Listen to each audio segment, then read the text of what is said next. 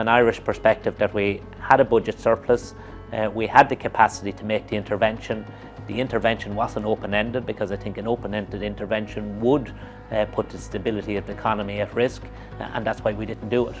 But that's not under consideration at the moment. As I said, we have the capacity there because we ran a budget surplus to make the intervention, and that has been announced. We'll continue to monitor the situation to see how the situation evolves over the next number of weeks, the next number of months. But at the moment, it's not our intention to increase our debt ceiling. Look, it's not for me to say how another country conducts their financial affairs. Obviously, each country, each government has to take a decision that's in the best interest for their own country, and I can only speak to the Irish government's position.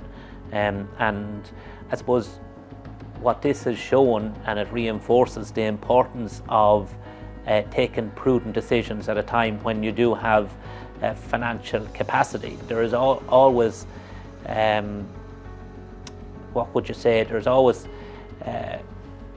opposition parties calling for more funding to be spent, and to spend more, to save less. But I think it's important that you take the right financial decisions in a prudent way to make the necessary investments in the long-term infrastructure development, which underpins the security of your economy in the long term. And the Irish government has done that over the last number of years. We've actually reduced our debt over the last number of years. We've ran budget surpluses, and that has left us in a position that we can make the necessary interventions. And I think that's the prudent thing to do. But I think one of the big things and the lessons we learned was not to become over-dependent on cyclical taxes. We had a very large property boom during the early 2000s, right up to 2007, 2008. And a lot of our expenditure was based on tax receipts that was coming from that property boom. When the boom collapsed and those tax receipts were no longer forthcoming, we had a huge deficit.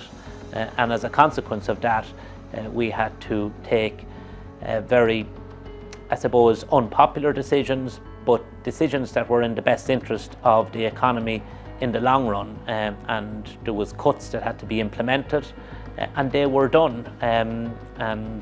I remember a government that my party was the leader of before the 2011 general election took deeply unpopular decisions, but they were the right decisions because they laid the foundations for an economic growth. And then we're very fortunate in terms of our economic model and our ability to attract foreign direct investment into Ireland. We have a very good state agency, I alluded to it earlier on, the IDA, whose primary responsibility is to attract businesses into Ireland. And Ireland is an attractive location. Initially it was for tax reasons, but more latterly people are investing in Ireland because we're English speaking, our membership of the EU, highly educated workforce, pro-enterprise government, pro-enterprise policies. And we now have a very significant presence of multinationals in Ireland. They create, obviously, very important jobs in their own instance, but also the secondary benefits in terms of Irish companies that are feeding into these multinationals. And they have been, I suppose, the bedrock of our economic growth. We now have full employment essentially in Ireland. There's 2.8 million people working in Ireland, 500,000 people more working now than before the pandemic. And given that we have full employment, obviously our PAYE tax intake is very strong as well. So we have really turned our economy around in the last decade, and that's largely because we have taken the right decisions on an annual basis.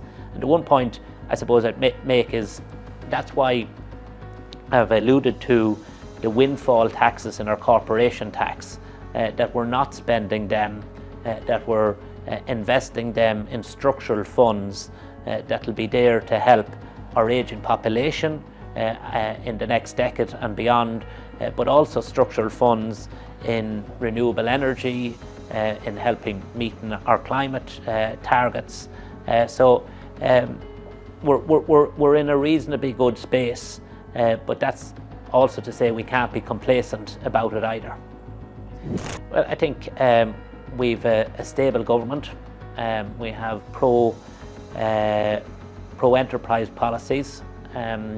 We have English speaking or membership of the EU and a highly educated workforce. I think any business you speak to, the one thing they will always refer to is their workforce. If you don't have the availability of talent, you're not going to be able to conduct your business.